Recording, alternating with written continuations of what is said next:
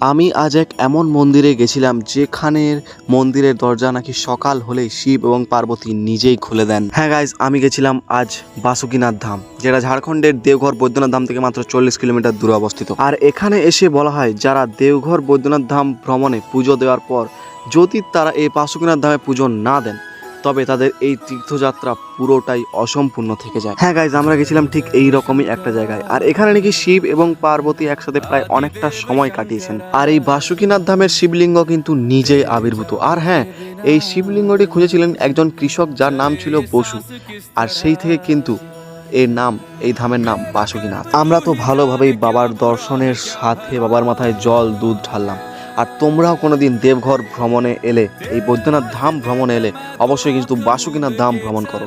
এখানে এলে আলাদাই একটা শান্তি পাবে। হ্যাঁ, একটু ভিড়ের মধ্যে থাকতে হলেও বাবার দর্শন পাওয়ার পর মনে এক অন্য রকমই শান্তি পাওয়া যাবে।